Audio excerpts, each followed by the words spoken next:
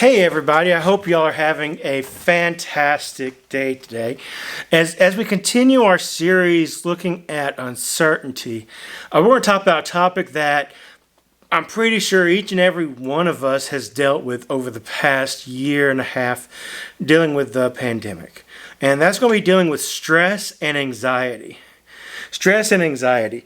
Each of us has different stresses and different anxieties and different things that we deal with on a daily basis and a yearly basis or whatever it may be. We all deal with issues. We all deal with stress and anxiety.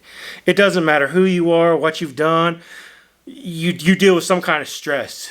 You're anxious about some things. And so, whether that's, dealing with the pandemic right now, or maybe you're started back to school in person for the first time in a year and a half.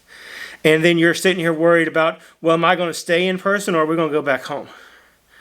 Because maybe you didn't do so well going remote, doing it from your home. Or maybe you're worried about, the masks and all those things. Or maybe you're stressed about going to Walmart, or stressed about how this is going to affect activities, for the youth group and things like that. There's a million things that can happen during this time that does this. Maybe you're just stressed about what's going to happen next, what's happening politically in the United States, what's happening all over the world with, COVID or with wars and things like that. So there's a million different things that can cause stress and anxiety for you. But probably, maybe, it's something as simple as, your sibling, your brother or your sister just won't leave you alone during the pandemic. That's the same thing for, us as well as adults, is that, we have a lot of stress, a lot of anxiety. It's just, everyone has stress and anxiety. It's just sometimes it changes. It changes from worrying about school to having to worry about, how am I going to pay for food? How am I going to pay for food for my family? How am I going to cover a car for my son whenever he gets, a car? How am I going to pay for that? How am I going to pay for insurance? How am I going to pay for my house? So we all have stress. We all have anxiety. It's just something that we deal with as humans and that we all have at some point in our life. And like I said, the list could go on and on and on and on about all the many different things that we are stressed about.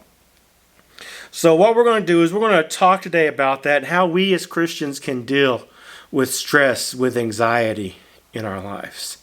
So first of all, what we're going to do is we're going to look at John chapter 15, and we're going to begin reading in verses 4 and 5. So John 15, verses 4 and 5. Abide in me, and I in you.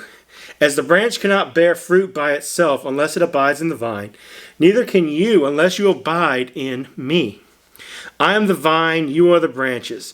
Whoever abides in me and I in him, he it is that bears much fruit, for apart from me you can do nothing. In this passage, Jesus uses a very interesting analogy. He uses the analogy of branches and vines. Branches and vines. Whenever I think of that, I think of like grapes. I don't know if you've ever seen a grapevine or what happens. And pretty much that's what it is. So he points out that, in order for the vines to produce, they need to be connected to the branches.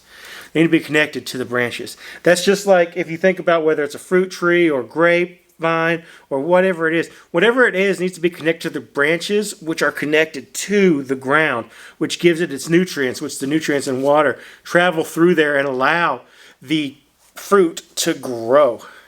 The fruit to grow. So, we're like the vine. And when we stay connected to God, who is like the branch, good things happen in our lives. We can see good things happen in our lives because he gives us the nutrients. He gives us the things that we need to survive and get through this. He can give us joy, peace, love.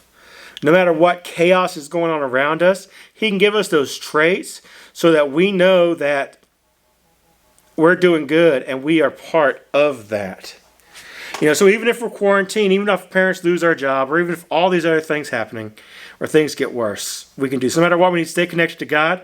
We can find peace in the chaos that's going on in our lives. So the next passage that we're going to read today is going to be from Galatians. We're going to read Galatians 5, chapter 22 to 23. And in this passage, what we're going to do is we're going to see the fruits that we bear when we're connected to Christ. The fruits that we produce when we're connected to Christ. So Galatians 5, verses 22 to 23. But the fruit of the Spirit is love, joy, peace, patience, kindness, goodness, faithfulness, gentleness, self-control. Against such there is no law. So these characteristics are not a matter of us doing them. It's a matter of us being them and receiving them from Christ.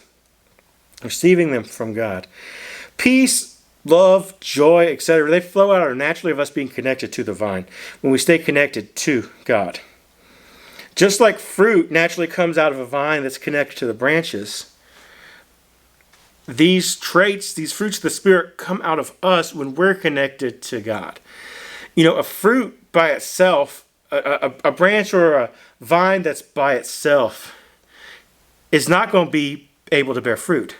If you have an apple tree in your yard and a branch falls on the ground, that branch that fell on the ground is no longer going to produce apples because it's not connected to the source of where all the nutrients and everything come from, which is the tree.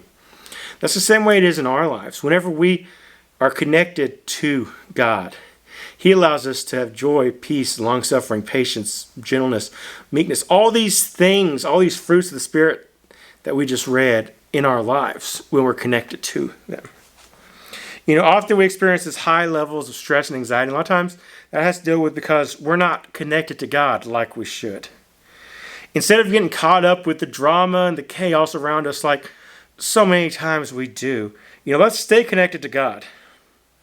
You know, we might have heard it said several times, and I've probably said, is that, you know, our relationship with God should come as a number one priority in our lives.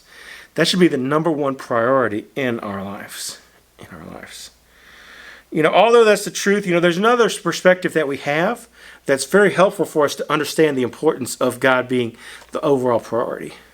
And that's of a wheel. You can think of like a bicycle tire or even like a wheel in general, a wagon wheel or something like that. So think of your life as the outside, as the wheel. And inside the wheel, you have these spokes. The spokes are all the things that you do, whether it's friends, activities, sports, computer, video games, whatever it is. Those things that we do are the spokes.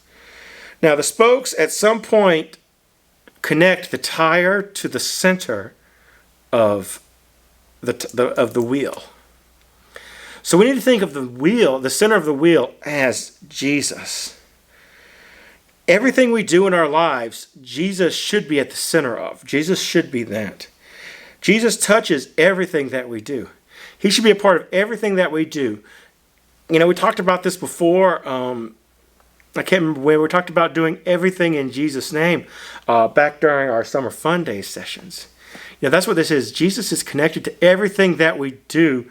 And so, you know, now I say, you know, we have a choice to put Him in the center of our lives. The center of our lives, to connect Him to everything. And that's what we should be doing as Christians. You know, a lot of times we have these spokes that are not connected sometimes, and it causes us stress. It causes us anxiety. You know, instead of being overwhelmed by that, being connected to God, no matter what the stress is, no matter what the anxiety is, that's the spoke on the wheel.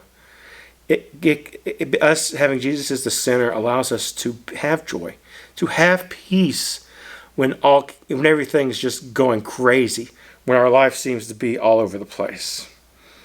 You know, let's take, is Jesus a part of your life, the center of your life? Or is He just one of your activities and something else is the center? You know, Jesus should be the center, because whenever He's the center, everything can go better. Everything can go better. So the last passage that we're going to look at today, talking about stress and anxiety, is going to be 2 Corinthians chapter 12. We're going to be reading verses 7 through 10, excuse me. I can't get it out right. So 2 Corinthians 12, verses 7 through 10. So to keep me from becoming conceited because of the surpassing greatness of the revelations, a thorn was given me in the flesh, a messenger of Satan to harass me, to keep me from becoming conceited.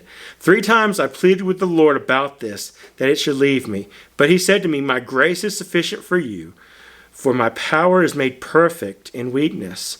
Therefore I will boast all the more gladly of my weakness, so that the power of Christ may rest upon me. For the sake of Christ, then, I am content with weakness, insults, hardships, persecutions, and calamities. For when I am weak, then I am strong. Paul here had some kind of physical pain. We don't understand and know exactly what it was. Maybe it was some kind of limp. Maybe it was some kind of habitual sickness. We don't know. It's not mentioned here in this passage. But whatever it was, it caused him problems. It caused him issues. He would prefer for it not to be there. He asked Christ, he asked Jesus to remove it from him 3 times, and Christ said no. And Christ said no. Well, maybe this was a issue, and it says that he wouldn't be conceited. It talked about that earlier on. Maybe it was something that God knew that if he removed it, which he could have, God can do anything, that Paul would have become conceited in doing things in his own flesh as opposed to doing things through God and recognizing that God is there. So maybe it was there to humble him. Maybe it was there. We don't know. But God's response to him was, whenever God told him no, that he wouldn't remove it, was, my grace is sufficient for you. When you are weak, my power is made perfect in you. We don't like to be weak and depend on other people, but yet that's what God's telling us to do. God wants us to depend on him and completely. Paul concludes that weakness is a good thing. And that seems odd for us to think about and to understand, because we think of weakness as a bad thing. And maybe sometimes it is, it could be, but in here, Paul was saying that weakness was a good thing. It was a good thing. It gave him the ability to trust in God and know that God's there to get him through whatever weakness it could be. We also see that in our weakness, God's strength is revealed. We find his strength in our weakness. We find his strength in our weakness. If you think about the fact that our lives right now, being uncertain is a form of weakness. I don't know about you, but I crave consistency. I crave routine. And I just like things to go kind of the same thing. And we haven't been able to do that for a year and a half. Because we don't know what's going to happen tomorrow. We don't know what's going to happen next week. We don't know what's going to happen next month. We can make all these plans, but then, who knows what's going to happen with the coronavirus, with COVID-19. We don't know. But yet, God's in control, and God's strength is revealed in our weakness. And Paul's encouraging us to rely on God right now where we're at. Right now. No matter what you're going through, no matter what stress or anxiety you have, Jesus is there. Humble yourself and realize that you're weak. We all go through this. We don't all have to put on this brave face and think, oh, I got to put on this face whenever I go to church that I don't have any problems. I don't have any issues. No, that's not the case. It's not the case. We all are weak. We all have problems. We all have issues. We all have stress. We all have anxiety. We're all weak, but when we're weak, God is strong. He's able to come alongside of us to pick us up and to bring us to that next point so that we can get through it. He's there for us along the way. It's the only way to experience joy. The only way for us to experience peace and joy, whether it's stress and anxiety, is to have Jesus at the center of our life. When Jesus doesn't become the center of our life, then that's whenever we start having to worry about stress. We start worrying more about stress. We start focusing on those things, and everything's chaos around us. So let's focus on God, make him the center hub of our lives, and let all of our activities flow through him. Thank you so much for watching this. If you have any questions, let me know. My email's down. Reach out to me. My email's down in the description. And have a fantastic week.